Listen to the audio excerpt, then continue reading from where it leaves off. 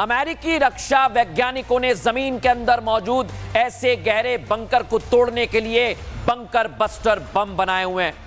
इसे massive ordnance penetrate कहते हैं। दर्शक, अमेरिका ने अपने इस बंकर बस्टर को GBU-57 नाम दिया है। अमेरिकी बंकर बस्टर बम का वजन लगभग 13,600 किलो होता है।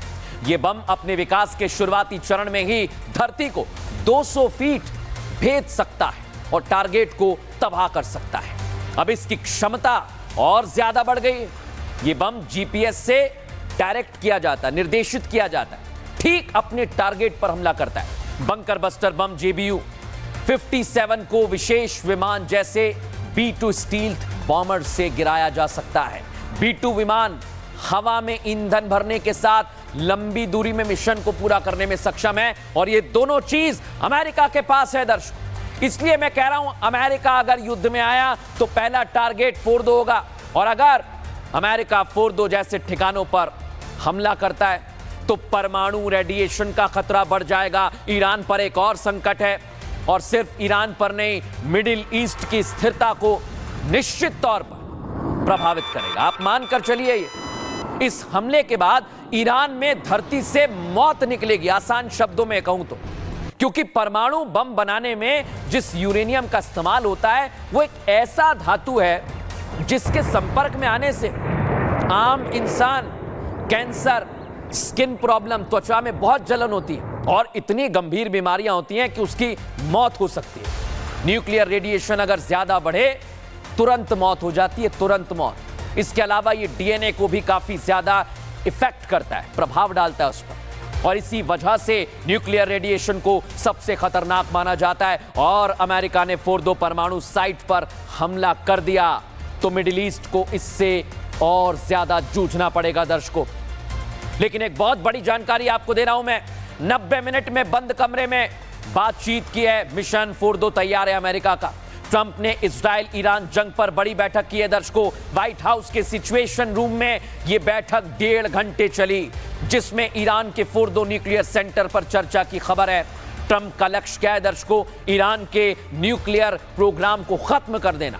और अमेरिका के 4 बॉम्बर जेट इस समय, बड़ी जानकारी है, गार्सिया बेस पर तैनात कर दिए गए।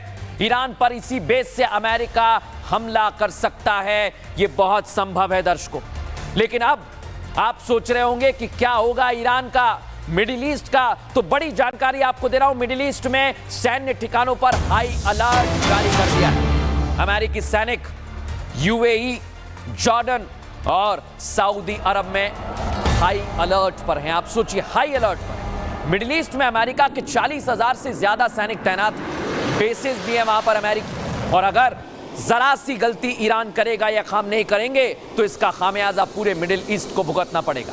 लेकिन ईरान पर हमला करना, दर्शकों, आसान अब तक नहीं दिख रहा है। जितना अमेरिका और दूसरे देश सोच रहे हैं, आप सोच रहे हैं, इतना आसान नहीं है, क्योंकि ईरान भी पीछे नहीं हट रहा है। एक तरफ है डोनाल्ड ट्रंप, इजराइल, एक के बाद एक बयान दे रहे हैं, एक के बाद एक हमला कर रहे हैं।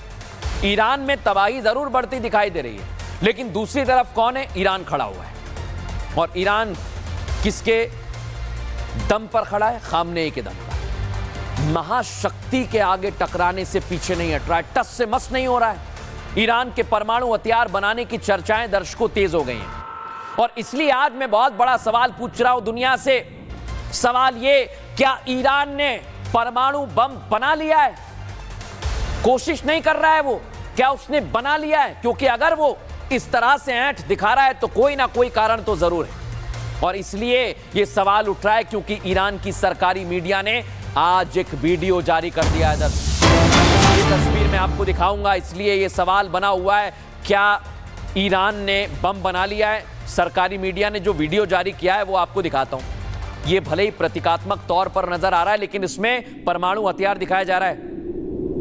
यह वो वीडियो है दर्शकों, ये पूरा वीडियो मैं आपको दिखा रहा हूं। इसके आगे आखिरी में जब आप देखेंगे तो उसमें साफ लिखा हुआ है, हिंदी में अगर कहूं तो लिखा हुआ है शायद, और इंग्लिश में कहूं तो मे बी। वो तस्वीर दिखाइए जरा। ये है वो तस्वीर जो मैं आपको दिखा रहा हूं। ये ईरानी मीडिया ने जारी की है तस्वीर और आप इसे देखेंगे, हाथ से सहलाते हुए नजर आ रहे हैं और जो ईरानियन में लिखा हुआ है वो हिंदी में मैं आपको पढ़ के दिखा रहा हूं शायद, और इंग्लिश में मे बी। क्या ईरान ने दुनिया से छिपकर परमाणु हथियार हासिल कर लिया है? और अगर ऐसा है तो इस समय दुनिया में अमेरिका इसका बदला जरूर लेगा और अमेरिका युद्ध में कूदेगा और ईरान से भी लड़ेगा। दिखाता हूं।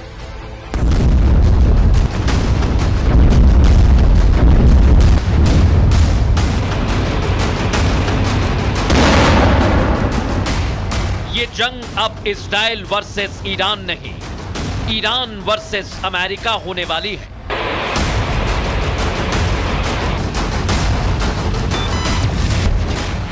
मिडिल ईस्ट में होने वाली है भीषण जंग। राष्ट्रपति डोनाल्ड ट्रंप बार बार अपने बयानों के जरिए यह संकेत दे रहे हैं कि अमेरिका कभी भी ईरान के खिलाफ जंग में कूद सकता है। इस जंग में कूदने के पीछे अमेरिका का सिर्फ एक उद्देश्य है, ईरान को परमाणु हथियार बनाने से रोकना।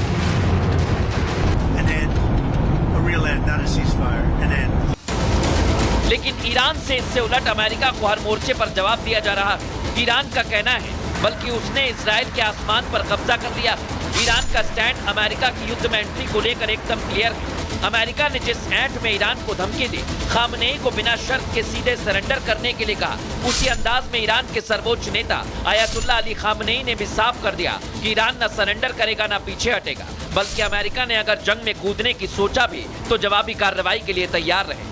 در مقابل حمله دشمن انجام داد، تکبیر گفتن و نشانه قدرت ملت رو ईरान के अमेरिका को सीधी धमकी है कि अमेरिका का जंग में दखल पूर्ण युद्ध माना जाएगा और ईरान अमेरिका पर हमला करेगा। साथ ही ईरान की तरफ से यह भी दावा किया गया कि ईरान दंडात्मक युद्ध की तरफ जा सकता है। ईरान का दावा तो यहां तक है कि अमेरिका का एक हमला मिडिल ईस्ट में उसके अमेरिकी ठिकानों को नष्ट करने की तरफ ले जाएगा। ईरान ने मिडिल ईस्ट में अमेरिकी ठिकानों पर हमला करने के लिए मिसाइलें और दूसरे हथियार भी तैयार कर लिए।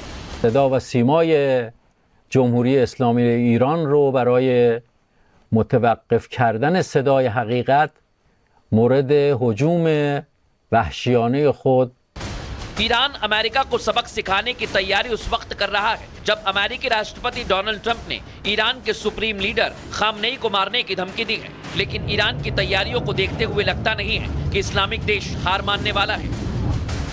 مطلب آخر هم این که اخیراً رئیس جمهور آمریکا